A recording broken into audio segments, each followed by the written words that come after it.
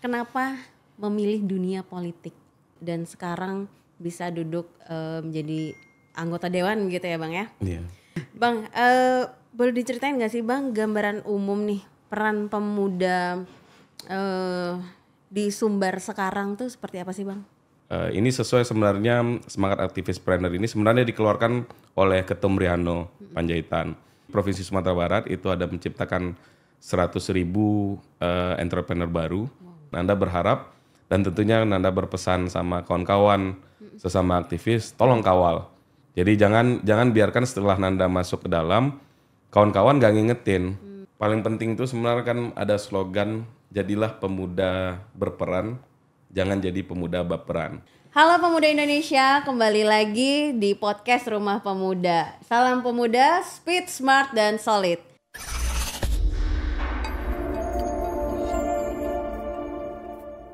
Dan segmen podcast kali ini bertemakan tentang pemuda inspiratif. Dan sudah bersama saya di sini Bang Nanda Satria, tokoh pemuda dari Sumatera Barat.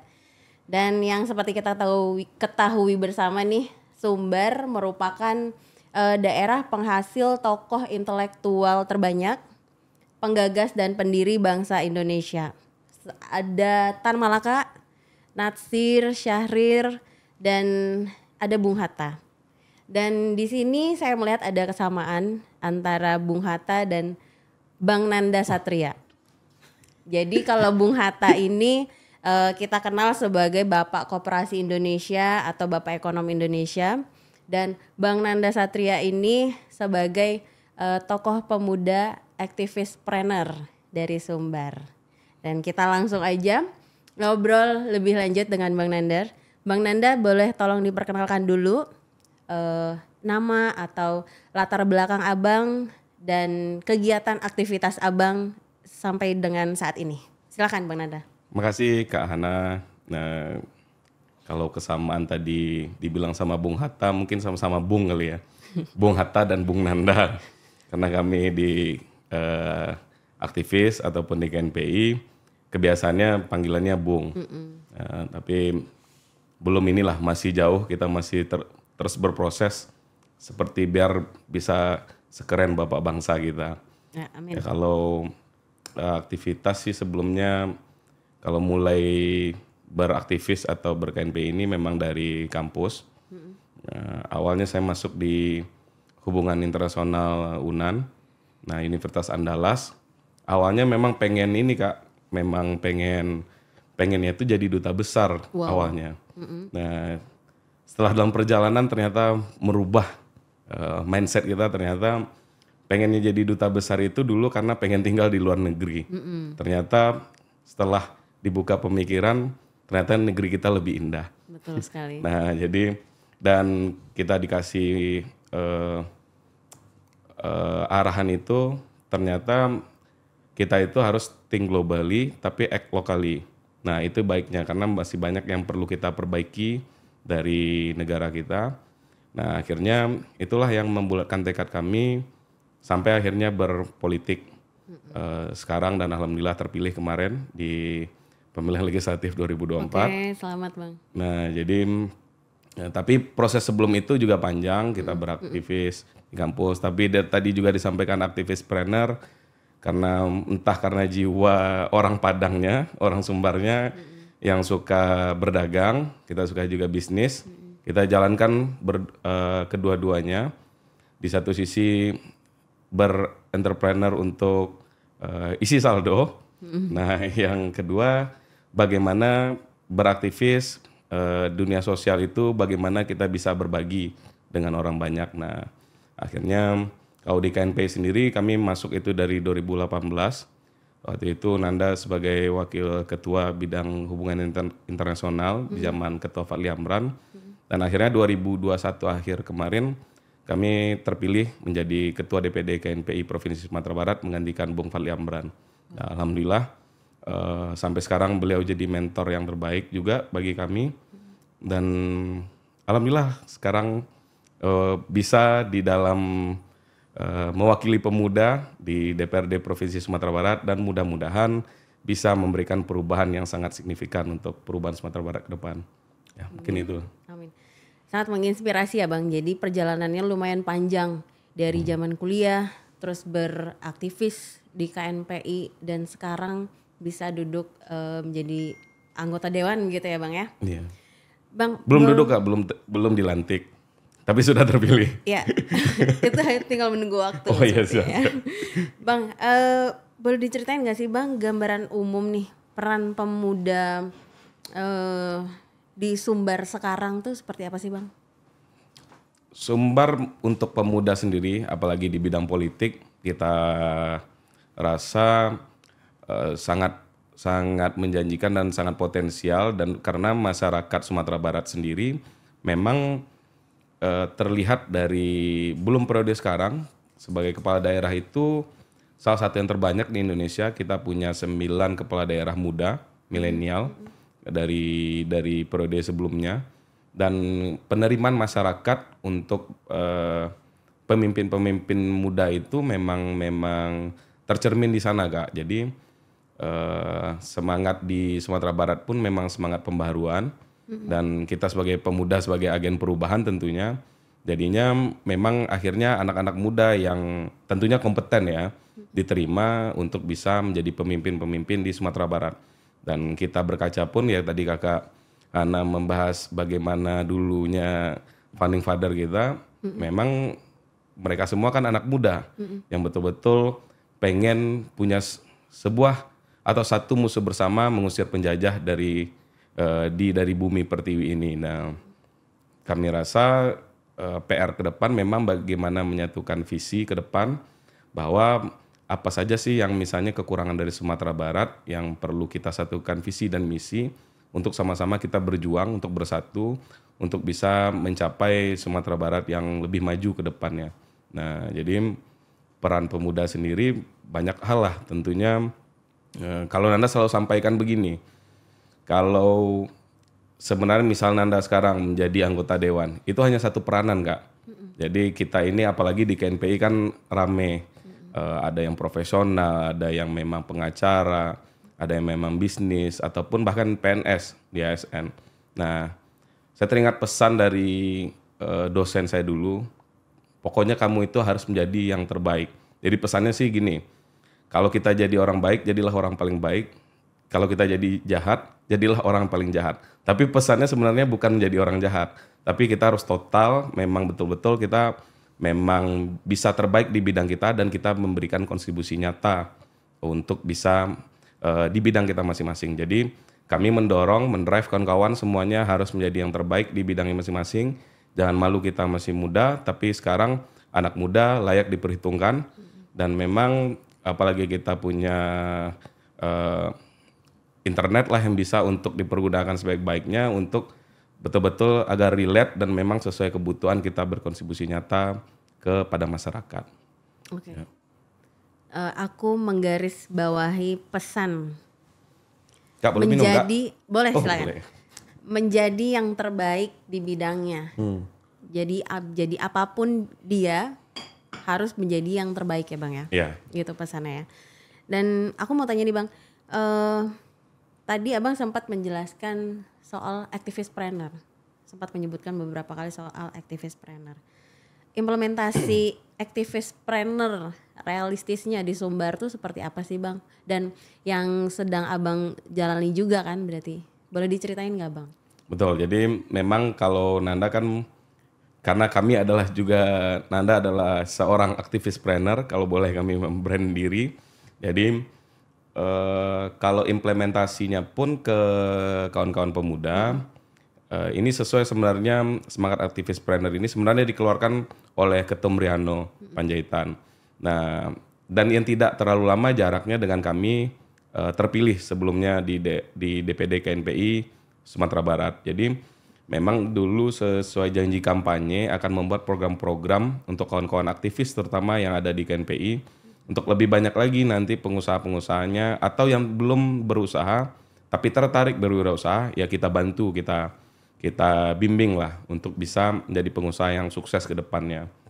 Dan kami izin dengan Ketum Riano untuk memakai nama Activist-Planner sebagai sebuah nama programnya.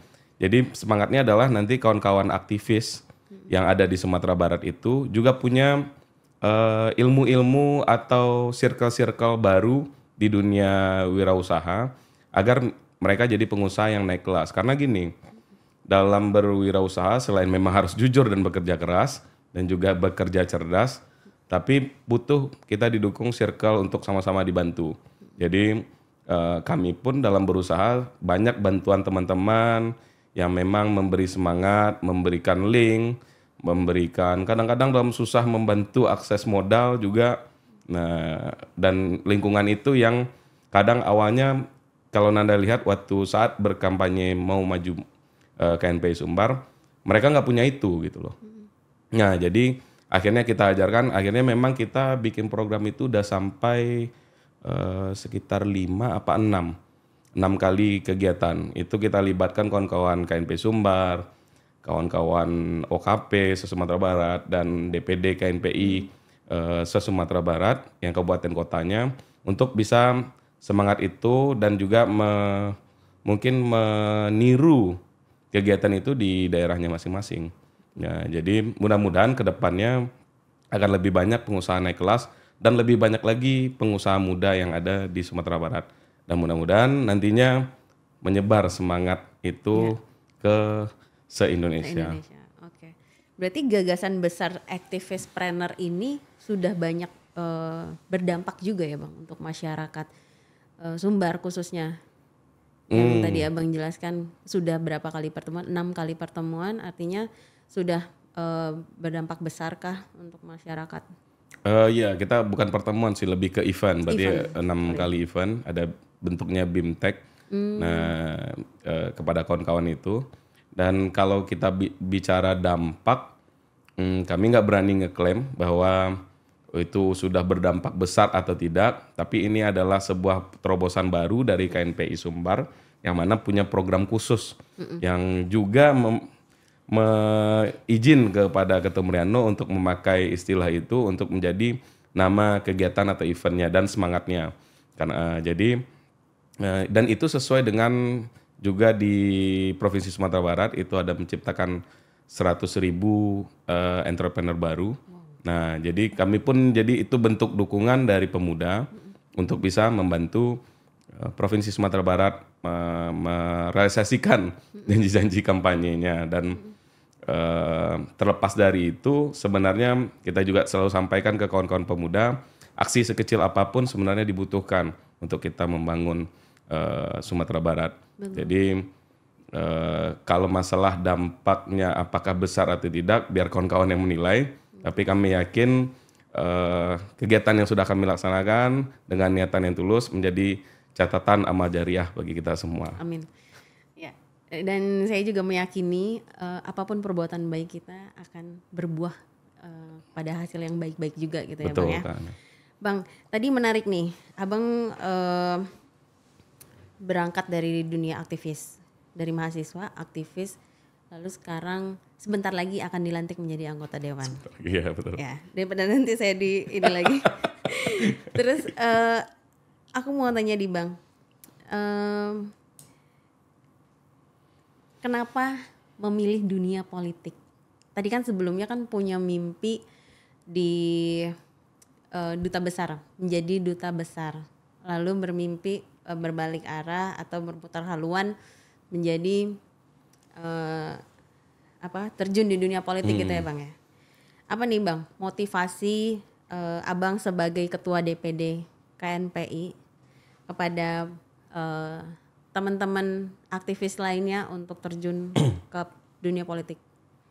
Kenapa memilih dunia politik? Mengingat Bang, mengingat sekarang kondisi politik kita ya bisa dikatakan lumayan carut marut nih Bang. Dan apa motivasi Abang supaya anak muda ini mau aware lagi, masuk lagi ke dunia politik gitu? Nah sebenarnya juga ini, tadi kan Anda bilang anak kuliah di HI, awalnya pengen jadi, motivasinya cuma pengen jadi duta besar. Duta besar. Nah ternyata setelah kuliah baru tahu ternyata duta besar itu jabatan politis. Jadi sebenarnya masih on the track terhadap mimpi-mimpinya. Tapi terlepas dari itu, yang sebenarnya Nanda sendiri memang pernah dalam suatu dilematis bahwa mau menjadi pengusaha besar yang sangat sukses, nanti konglomerat pasti cita-cita seorang pengusaha itu pengen jadi konglomerat ya, atau menjadi memang masuk di dunia politik yang biasanya mimpi jadi konglomerat itu pasti hilang. Nah, kami pernah di fase yang pengennya politik atau tidak, tapi kadang-kadang memang setiap orang itu kayak punya di drive oleh misalnya mungkin sehari-harinya kepedulian terhadap masyarakat, dan akhirnya kami memutuskan untuk memang maju di politik untuk memang bisa lebih banyak berbuat. Karena begini, biasanya orang politik tuh dan seharusnya memang harus punya rasa sensitivitas terhadap membantu sesama dan berbagi. Nah, kami merasa sebagai pengusaha itu kita nggak bisa berbuat terlalu banyak, Kak. Maksudnya ya pasti ngambilnya itu dari keuntungan dari bisnis tersebut. Ya, yang paling jelas itu adalah kita bisa ada orang yang bernaung hidup bersama kita dalam bisnis kita. Tapi ketika kita memberikan keputusan yang sangat baik dalam politis, kita APBD atau APBN itu banyak yang bisa di-drive untuk memang kegiatan-kegiatan positif, untuk bisa mengentas kemiskinan, untuk lebih banyak lagi pengusaha sukses di Indonesia, ataupun memang untuk kemajuan daerah. Nah, memang politik jalur satu-satunya untuk bisa lebih damage-nya itu bisa lebih berasa ketika keputusan politik itu kita keluarkan. Nah, kami mencoba dulu jalur perjuangan ini di legislatif, di DPRD provinsi, minimal sebenarnya bisa mengawal kawan-kawan suara pemuda itu dari dalam. Nah, kita selalu berbagi, misal kawan-kawan yang demo, kita nggak masalah. Maksudnya kawan-kawan berjalan di jalanan, menyuarakan itu, tapi harus ada yang nyambutnya di dalam. Nah, percuma kan kalau kita teriak-teriak di luar pagar, atau kita teriak-teriak di luar gedung DPRD itu, tapi nggak ada yang betul-betul bisa ngejalaninnya di dalam. Nah, pasti capek dong. Nah, makanya harus ada agen-agen kita lah di dalam, termasuk di segala lini. Jadi akhirnya diaspora kita itu yang akhirnya diaspora pemuda itu dengan satu visi untuk membangun daerah, akhirnya bisa terjalankan. Dan apalagi kita jengah kan, misal kesering kayak anak-anak kita sesama anak muda itu politik gini-gini aja, atau dia lagi yang nyalon padahal nggak kita ngerasa dia nggak kerja atau apa gitu. Nah, makanya daripada kita ngeluh terus, ya udah kita coba, dan alhamdulillah terpilih. Dan Nanda berharap, dan tentunya Nanda berpesan sama kawan-kawan sesama aktivis, tolong kawal. Jadi jangan biarkan setelah Nanda masuk ke dalam, kawan-kawan gak ngingetin. Kadang-kadang kan kita di lingkungan yang mungkin nantinya, mohon maaf, yang membawa kita terlalu nyaman, akhirnya nggak ada yang ngingetin. Nah, akhirnya kita menjadi yang seperti itu gitu loh. Jadi hilang balance. Nah, makanya jadi kasih tahu sama kawan-kawan kalau perlu di demo, tapi kasih tahu dulu. Maksudnya ini maunya arahnya kemana, jangan demo ngasal-ngasal. Nah, gitu. Atau kalau perlu memang Nanda sampaikan. Kadang-kadang kita lihat, kita kenal lah banyak anggota dewan. Seringnya malah banyak ketiduran, mohon maaf ya kan. Nah, kalau Nanda bercanda sama kawan-kawan, kalau udah terlalu banyak yang ketiduran, nanti Nanda kode ya, kita gaskan dulu, nah, biar pada bangun semua kayak gitu, Kak. Nah, jadi politik memang jalur yang paling menurut Nanda paling bisa untuk kita memberikan impact untuk bisa menciptakan perubahan tersebut. Nah, makanya kita masuk di dalam. Oke, politik menjadi kendaraan tercepat ya, Bang ya? Tercepat untuk bisa melakukan percepatan perubahan tersebut, betul. Setuju. Bang, sedikit mundur ke belakang. Jadi sejalan dengan kehidupan, aktivitas dan politik dari Bang Nanda, apakah ada efek elektabilitas Abang nih di Sumbar? Abang sebagai ketua DPD yang sedang waktu itu Masih menjabat, kontestasi, iya. Oh, iya, ikut belum kontestasi ini politik, apakah ada efek elektabilitasnya Bang di situ karena Abang sebagai ketua DPD? Oh pasti ada Kak. Jadi pertama itu walaupun kita nggak ngedrive KNPI karena KNPI kita kan banyak di sana dan pasti ada beberapa calon atau dia kanda-kandanya ada lagi yang nyalon gitu kan. Tapi pertama itu paling jelas KNPI ini tempat kita berproses. Bagaimana sense sosial kita, sensitivitas kita terhadap masyarakat itu memang lebih berasa. Kami pernah di beberapa organisasi lain, tapi di KNPI lah itu yang sangat terbangun untuk sensitivitas terhadap dunia sosial atau masyarakat kita. Terus untuk kita beberapa mengenal banyak kawan-kawan yang bagus-bagus, yang mempunyai visi yang sama, yang memperjuangkan kedepannya harapannya untuk memperjuangkan hak-hak masyarakat tersebut. Nah akhirnya kawan-kawan itu banyak juga yang bergerak untuk bisa membantu berkampanye atau seminimalnya. Nanda nggak pernah ketemu dengan orangnya atau siapa, tapi karena misalnya kita pernah berkampanye di satu tempat. Nah setelah itu kan ada yang kita kenal lah gitu. Nah ada yang nelfon tuh misalnya, tadi ini dia senior KNPI atau misalnya kawan KNPI mana gitu. Di mungkin DPK atau apa nggak tahu ya, tapi merek KNPI-nya itu menjadi sebuah kepercayaan diri dan sebagai sebuah semangat bagi kita untuk bisa tampil di tengah-tengah masyarakat, dan alhamdulillah itu direspon positif. Nanda bisa terpilih menjadi anggota DPRD provinsi dari Dapil Kota Padang. Nah gitu Kak. Jadi memang sangat banyak manfaatnya sebenarnya KNPI itu, tapi jangan hitung elektoral itu atau elektabilitas itu hanya sebagai berapa sih anak KNPI, berapa yang akan memilih kita, jangan seperti itu. Karena politik nggak masalah hitung-hitungan itu aja. Walaupun itu bagian dari perhitungan politik ya, tapi nggak selalu hanya itu satu faktornya. Bagaimana kita berproses, jaringan kita, membuka jaringannya. Nah di KNPI akhirnya memang sangat membuka luas, dan KNPI itu sangat mengakar di tengah-tengah masyarakat. Okay.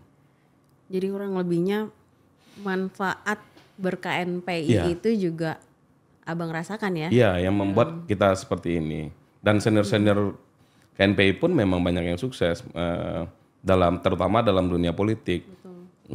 Ketua MPI kami adalah seorang kepala daerah. Nah, sekarang insya Allah juga akan berkontestasi kembali. Banyak juga yang anggota dewan, yang kepala daerah lain.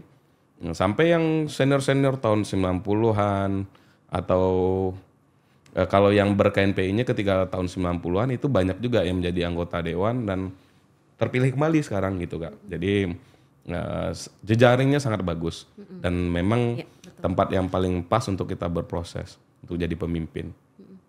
Oke, Bang. Indonesia menuju Indonesia Emas 2045. Apa aja sih yang menurut Bang Nanda karakteristik yang kita butuhkan nih sebagai pemuda untuk menuju ke Indonesia Emas? Karakteristik ya. Paling penting itu sebenarnya kan ada slogan, jadilah pemuda berperan, jangan jadi pemuda baperan. Kita ini sering terdistraksi Kak terkait misalnya kadang-kadang dalam aktivitas organisasi, bertarung ini musda bla bla. Setelah kekuasaannya kita pegang, kita nggak ngapa-ngapain loh gitu.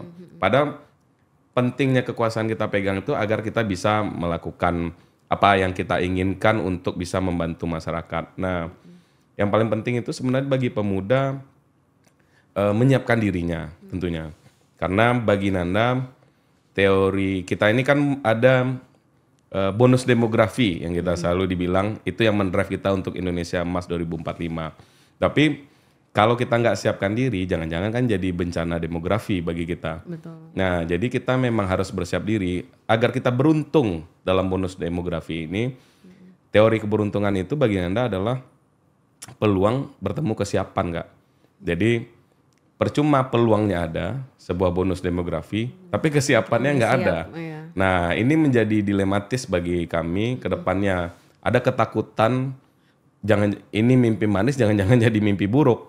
Nah, makanya kami memilih salah satunya untuk bisa menjadi anggota dewan karena pengen sama-sama untuk mempersiapkan itu semua. Jangan kita terlena, kita dinina-bobokkan masalah Indonesia Emas 2045, tapi betul-betul bagaimana itu menjadi sebuah impian bersama untuk ngedrive kita semua untuk bergerak ke arah itu.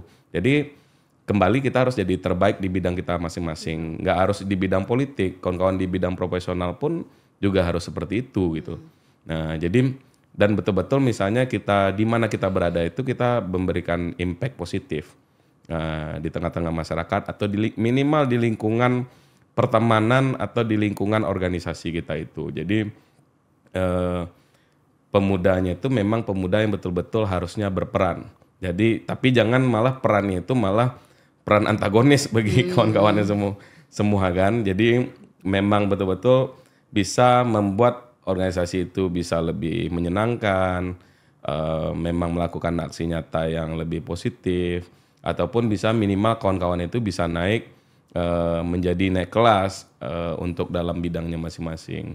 Jadi jangan kita tertidur masalah ini. Mari sama-sama kita siapkan diri untuk menjadi Indonesia Emas 2045 itu bisa kita capai. Bahkan kami sendiri sambil berseloroh lah bersama kawan-kawan. Tapi selorohnya ini dalam bentuk sebuah gerakan ya. Termasuk kami bikin mimpi tentang fraksi pemuda nantinya di DPRD Provinsi Sumatera Barat. Nah, kami memang ingin menyiapkan sebelum Indonesia Emas 2045 itu dapat terlaksana, Sumatera Barat Emas 2035 harus kita laksanakan dulu. Amin. Nah, amin. Jadi dalam bidang politik, nah kami ingin lebih banyak lagi anak-anak muda kompeten yang kesal dengan situasi yang ada saat sekarang ini. Untuk mari kita rubah sama-sama. Jangan biarkan orang-orang yang membuat kita tidak puas atau dalam hal misalnya politik itu kotor, bagaimana bisa kita memang betul-betul kayak rinso kotor itu baik gitu kan. Nah, berani kotor itu baik, tapi bukan berarti kita ikut-ikutan dalam hal itu, tapi bagaimana di dalam itu kita bisa memberikan perubahan. Nah, program-program dari daerah itu bisa dikawal supaya tepat sasaran dan memang seperti yang kita inginkan, jangan cuma program ada, impact-nya nggak ada, seperti itu Kak. Oke, Bang, terima kasih sekali untuk wawancara kita saat ini. Saya tadi menarik garis besar dari obrolan kita. Saya yakin Abang sebagai tokoh pemuda Sumbar, penggagas aktivispreneur di Sumbar, dan saya sangat menunggu kabar baik Sumbar Emas di 2035 di bawah kepemimpinan Abang. Amin. Terus juga tadi ada insight yang baik menjadi yang terbaik di bidangnya masing-masing. Terus tadi juga di awal ada think global, act lokal.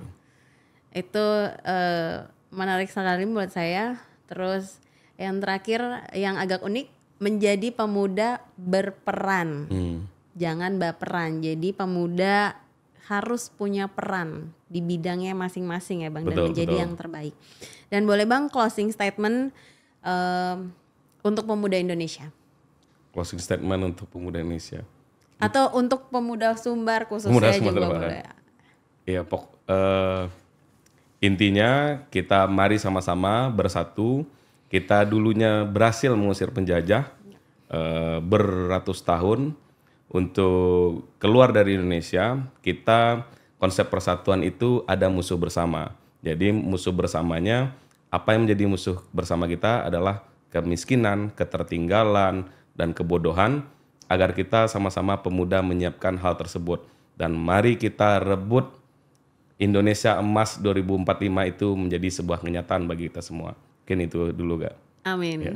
Baiklah, itu tadi segmen Pemuda Inspiratif dengan narasumber Bang Nanda Satria, tokoh pemuda asal Sumbar yang sangat menginspirasi. Jangan lupa teman-teman untuk subscribe, like, dan komen, dan jangan lupa untuk share sebanyak-banyaknya ke teman-teman pemuda se-Indonesia. Terima kasih. Saya Hana Karistia. Wassalamualaikum warahmatullahi wabarakatuh.